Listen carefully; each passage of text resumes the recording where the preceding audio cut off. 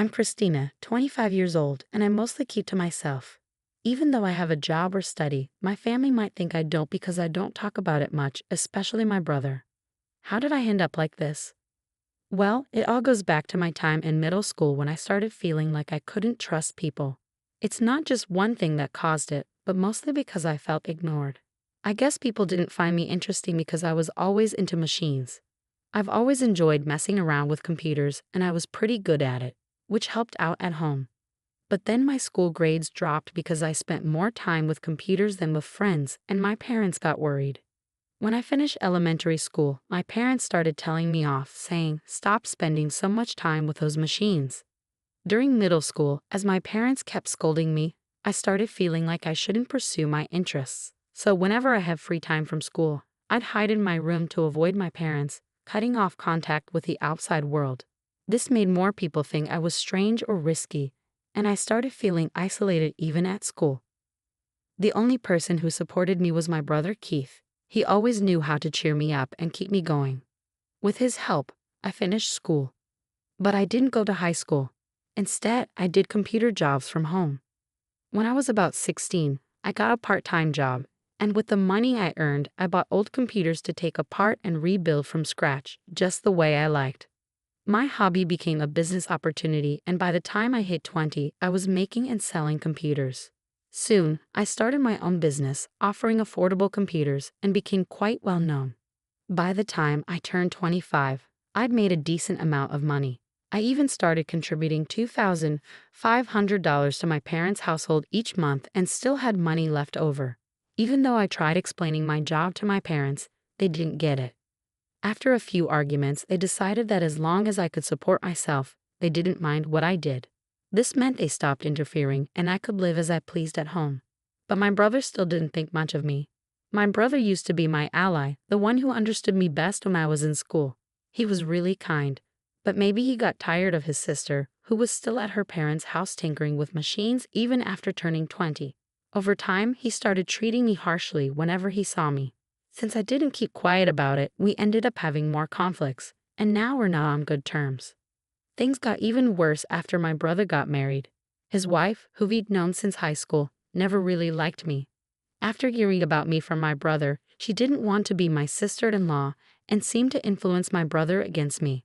Because of this ongoing situation, I became known as the troublemaker at home.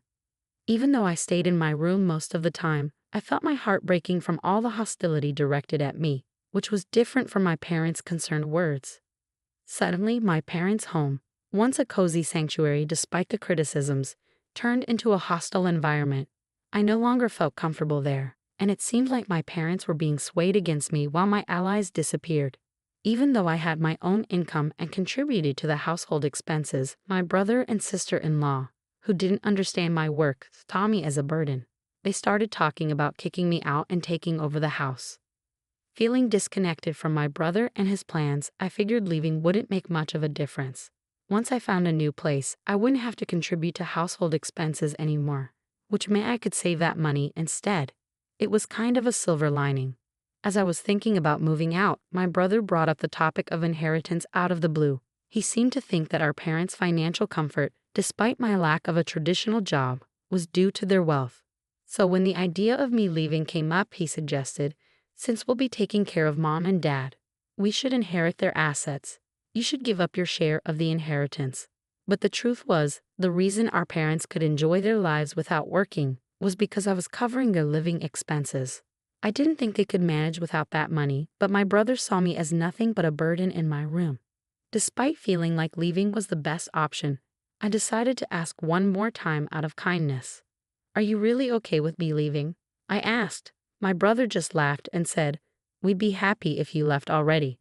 It became clear once again how little he understood. I felt sorry for him and his wife, which made me even more determined to leave. A few days later, I was still in my room, and my brother and sister-in-law were relentless in their efforts to get me out. They kept knocking on my door, convinced Mom to stop cooking for me, and even told me to do my own laundry. But these were all things I'd have to do if I lived alone anyway. I wasn't going to just sit back and let them take my place away from me without a fight. Sure, I wasn't happy about it, but I wasn't about to accept it either. I was being unfairly pushed out, and I wasn't going to take it lying down. After all, I'm skilled with machines, something my brother seemed to forget. He didn't realize the power I had with a computer at my disposal. I wasn't the type to quietly obey orders and leave. My brother's marriage, with me as the reclusive sister, was the only chance for our parents to have a grandchild. They were so focused on that, they didn't see how wrong it was for me to leave. So I decided to set up a little surprise for them, a trap that would spring into action as soon as I left the house. After finding a new place to live and completing all the necessary procedures, I was ready to leave my family home. Just before I departed, I left a farewell message for my parents and brother. I've been supporting the family, and you've forgotten all the good I've done. I hope you realize who the real burden on our family wealth is. My parents seemed surprised for a moment, but they probably trusted that my brother would figure things out somehow. They all brushed off my words as bitterness. I knew they didn't take me seriously. But for now, I believed it was best to leave things this way. So I left the house. I took a significant amount of equipment from my family home and bought additional items, along with necessary furniture and appliances for my new place. I set up my new place just the way I wanted it, decorating it with my favorite style and creating a cozy atmosphere. It turned out to be a perfect environment for me to work in, and surprisingly, living alone wasn't as intimidating as I thought it would be. In fact, I wished I had made the move sooner. The people in the neighborhood were friendly and life was comfortable. Since leaving my family home and taking care of everything on my own, I've been enjoying myself, trying out new experiences. While I was reveling in my newfound independence, I wondered how things were going back at my family home, especially since they lost my financial support. Then, out of the blue, my mother called. "Hey, Christina, did you do something to our machines?" she asked. "What do you mean?" I replied. "There's something wrong with the computers and electronics," she said. "I have no idea about that," I said, puzzled. "I used to help out for free because we're family, but since you treated me poorly and kicked me out, even though you're my parents, you'll have to pay the regular price," I explained. "What? That's pretty greedy. We're your parents. Can't you give us a discount?" They responded. "Well, I prefer giving discounts to my friends. Unlike you, they treat me well," I countered. "Fine, you're so cheap," they grumbled.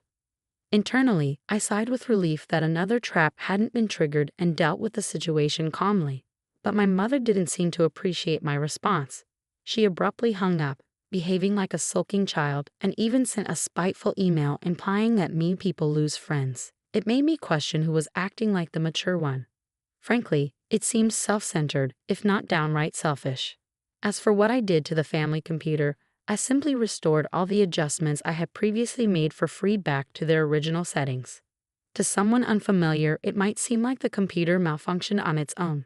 When I suggested they contact the company for repairs as an individual, they got upset. But I expected as much, so I let it go. 6 months after leaving home and settling into my new life, my father called me. "I hate to ask, but can you lend me some money?" he said. "What do you mean? Lend you money?" I responded. "Your brother and his wife have been spending recklessly. They think we're rich, and they keep complaining, asking for money to buy this or go there," he explained. "I have no idea about any of this. Why do you always come to me with everything? I've heard of daughters who live alone sending money home, but parents asking their children for money? Shouldn't it be the other way around, out of generosity?" I questioned. "It's not that simple," he replied. "Well, even $500 would help," he added. "I'm not giving you anything. I won't lend you money either. I have no intention of financially supporting you anymore," I firmly stated. "Of course, I'll work on your machines if you pay for my services," I replied calmly. "You've really become stingy," they retorted. "I guess Mom was right about you." They went on complaining about my unemployed years, but I didn't let it bother me. I just ended the call. My father didn't send any emails, but he started calling me multiple times a day, which I found annoying. What troublesome parents I have, I thought to myself. A few days later, my brother, sounding desperate, called me. When I asked why they kept contacting me, he asked, "Do you know why our family was wealthy?" It seemed like he suspected their financial situation had worsened since I moved out, but it was too late. My current home was my sanctuary. My work and life were all centered around this house, and I had no intention of leaving it again. Could it be that our family's wealth came from the $2,500 I was contributing each month? I pondered. I didn't have to give that much, but I felt grateful for my upbringing, so I willingly contributed more. But now, why would I continue supporting a home that kicked me out? It didn't make sense, right? So that's when mom and dad's finances took a hit. My brother realized.